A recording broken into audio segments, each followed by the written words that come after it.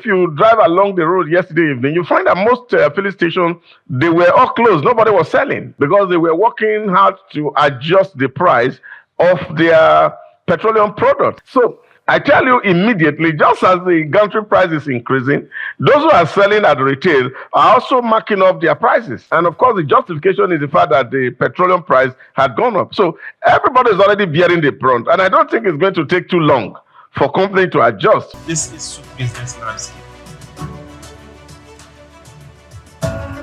Welcome back to Souk Business Landscape. I also have Dr. Idahosa Osamhanze. We call him the Oracle. I call him the think tank. So glad to have you, Dr. Idahosa, this morning on Souk Business Landscape. Olumide, good morning. Good morning, Nigeria. Good morning, Africa. Wherever you're watching us from, this is Souk Business Landscape, where we help you make decisions that build your wealth. Stay tuned and take the very best that we're offering you this morning. All right, thank you very much. So let's start off with the first story for today. Now, as petrol prices climb to about 1,300 naira, yes, you are hearing it, 1,300 naira per litre. On Monday, businesses across the country are bracing for a sharp rise in operational cost. Economists and members of the organized private sector warn that the increase could intensify inflationary pressures affecting the prices of goods and services nationwide. Companies are expected to adjust their budget and pricing strategies to cushion the impact, though analysts say the burden may ultimately be passed to consumers. Now, the latest surge follows the ongoing US-Iran war, which has disrupted global energy market and pushed crude prices higher. The development also comes after the Dangote Petroleum Refinery raised its gantry price from 995 naira to 1,175 naira per litre, a move that has triggered concerns over another round of inflation in Africa's largest economy. Doctor, we were just discussing this yesterday. And I asked, we have fuel. It's not as if we are just getting new stocks. It's not as if, we are reloading feedstocks today. But as at yesterday, Dangote raised its gantry price, that's from his station, to 1,175. And now petrol is ranging from 1,003. Who knows, maybe it might be 1,005 later this week. What can be done to quickly, or let's start off with this. How will this affect business? Because it's going to affect business, it's going to affect transportation, it's even going to affect food prices at this point. How is it going to be? Well, it's already taking a toll on the businesses and individuals' personal income because as at yesterday, a lot has changed in terms of cost of transportation. I bought fuel on Saturday at 9:30. On Sunday, it became 1,030 naira. Yesterday, we thought that, of course, that price was going to be stable. This morning, I think I bought at 1,225 naira per litre. So what that means is that where, of course, you could buy 30 litre for less than 25,000, now you're buying less than 30,000 for 40,000 naira or thereabout. And if you put that together and say people who are commuting the road on a daily basis, that, of course, will be additional costs. And all these costs, of course, eventually will be passed on to the consumer who are the retail end. And so this is going to worsen the already very precarious situation where we find ourselves as a country. But again, this also exposes a lot of things about us as a country. Yesterday I spoke a lot about the ability of the state to regulate and mediate between the very rich and the poor, from those who are consuming and those who are producing. Again, we are seeing failure of government to be able to play that role effectively as a nation. And that's quite unfortunate. I sat yesterday also listening to counterparts in Europe having to call emergency G7 meeting to see how to release what they call crude in the reserve. And I asked myself, does Nigeria have a reserve? Where, of course, when issues like this are out of hand, we can quickly run into to make or ameliorate the situation.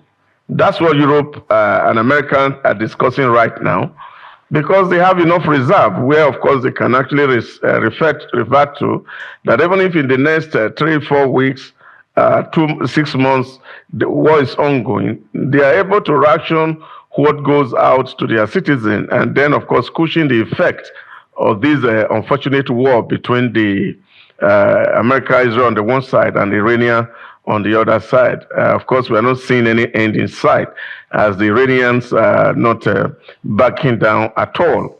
So these are issues that, of course, we have to discuss.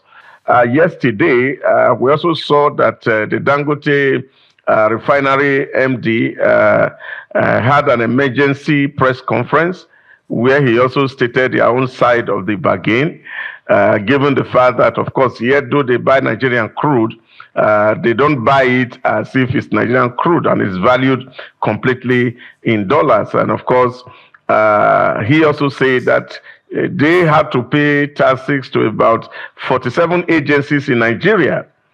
Now, again, these are issues because these are also the things that add up to the pump price of the petroleum products. We need to know what these agencies are, what are their relevance to the production of petrol, for example. And because these are the things that are making the economy to suffer. Why will one company have to face or interface with 47 agents of government?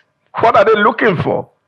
And this is quite unfortunate. And I think this is where, of course, we need the federal government to actually come out to look at, because these are hidden costs that the society or the citizens are bearing because we're trying to look for money at all costs. Every agency of government must not be looking for money. And government needs to look at these issues. And of course, you know, on the other side, we also have those who are doing oversight, and they all come around, and we are congregating around this same business, and the business itself is having difficulty breathing. So if, of course, government can minimize this interference with cost of production, I think that Nigerians can have some relief. And I think that is what, for me, will be the submission on the way forward as we face the challenge of this global political turmoil. So at this point, how long will it take, or will I say, how long will it take for businesses to absorb this petrol shock or petrol fuel hike before they start passing it on to the final consumer? Because that is what we will foresee, or that's what we foresee in the near end. It's almost immediate. Yesterday, for those people who take public transport, like we call the yellow buses in Lagos, the price was hiked immediately. And if you drive along the road yesterday evening, you find that most filling stations, they were all closed. Nobody was selling because they were working hard to adjust the price of their petroleum products. So I tell you immediately, just as the gantry price is increasing, those who are selling at retail are also marking up their prices. And of course, the justification is the fact that the petroleum price had gone up. So everybody is already bearing the brunt. And I don't think it's going to take too long for companies to adjust. So people who are rendering service are already factoring in this cost into operation immediately. And that is translating into what, of course, the final consumer is going to pay for services and goods. So for me, I don't think there's a time frame that one will have to set, because as prices are increasing at the gantry, if you go to the retail market, you will see the price affected immediately, almost immediately. All right, so what role can local or domestic refinery play now, to prevent us from this global shock? Because I'm not saying it will happen again, but in order to prevent it from happening again, what role can local refinery play right now? Well, we cannot prevent it. I said yesterday, It's just that we, as a country, it takes us time to learn a lot of things. After COVID-19, one would have thought that we would naturally be looking at planning for another global emergency. But unfortunately, we have not learned. And that's quite very, very worrisome. After the COVID-19, when, of course, logistics became a problem and prices of goods skyrocketed, now one would have been thinking that there are basic things that Nigeria must be thinking that, look, we don't need to be looking to travel overseas to be able to get some of these elements. And one of these things that God has given to us is this petroleum. But we look at it that, of course, if we get petroleum from the outside and we are comparing with the prices that local refineries are selling, you find that we're almost at par. But given the fact that, of course, there's logistics that is also involved in bringing this petroleum product here. But what is responsible for the price here is the fact that there is so much about over-taxation from government. And every agency of government, you look at it, the MD said yesterday, 47 agents of government come around to take part of the share of this. And all these things are the things that are affecting the pump price. How can the government, the regulators, create an enabling environment? And don't forget, even that refinery is supposed to be operating in a free trade zone. And in free trade zone, people are not supposed to pay as much tax as we are looking at. But you see agencies of government, whether from state, local government, federal, are going there for their own share of what it is. And then, of course, the citizen bears the brunt. What I think is important is government to actually understand how free trade zone run, just the way they do it in other places. Dubai is a model that is working. How can we emulate Dubai, that we don't have so much of agencies of government coming around to make these businesses and then, of course, transferring the cost of these goods and services to the final consumer? Is the thing that we have to be talking about. Government must look into it to see how do we reduce the price. Since we are not, for example, going to take crude from America, and we are just taking it from maybe Warri here or Bayelsa. So we can say, or Port Harcourt, we say, oh, the cost of transportation from Port Harcourt to Lagos, for example, should not be as expensive as the cost of transportation from America to Nigeria. How do we deal with this issue so that we can reduce the operational cost for the local refineries so that they can sell petrol at a truly market price that will be favorable to the already very poor citizens of the country? These are the things that government should do. And that's why we keep talking about the role of government is to create an enabling environment for businesses to prosper. And once government can do that, then of course they can leave the other ones to the citizens and see how we can drive development and social integration. But if government is not creating that leveling playing field or a conducive environment for businesses to thrive, then of course we keep finding ourselves in this social miasma, as they call it. So it is unfortunate that we have to find ourselves in this state at the moment. Let's look about the upstream. What about these companies that have been given oil licenses and are not doing anything? Should the federal government retrieve back the licenses? Should state government be given licenses to drill their own oil, or should there be a partnership? What can be done? Yeah, but the question is that the man who came to you to say, I need a license, wanted to do business. But is the environment conducive for this man to operate? It's a question. It's a question. A lot of people make that argument, and I said that yesterday when Dangote was going to go into this business. I said, oh, is he not looking at the environment before diving into these murky waters? And he himself came out from the benefit of the hindsight and said if he had known that it's as troublesome as this, he would not have ventured into it.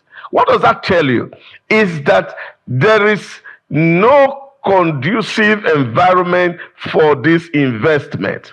The federal government needs to, as a matter of urgency, review its operations and see how to create an enabling environment for businesses to prosper. We cannot continue to look at how much money we are going to take from this company. What must be the priority in our heart is how can we enable this company to make profit so that they can expand and create employment for the citizens of Nigeria. We're always talking, oh, we need to take this tax so that we can do social service because our people are poor. We are poor because businesses are not prospering. If poverty had to be addressed, then of course we must allow businesses to prosper and thrive. If businesses are making adequate profit, they will reinvest their profit, and that will create more prosperity for the nation. But when we are stifling businesses by the tax that we are taking from them, those businesses cannot grow. And as business stagnates, and then population is growing at a geometric proportion, then all you are going to get is poverty upon poverty. So government must understand that their role is not to stifle business. Their role is to enable business. And this excessive regulation must find a way to stop so that prosperity can equally be shared among the citizens of this great country.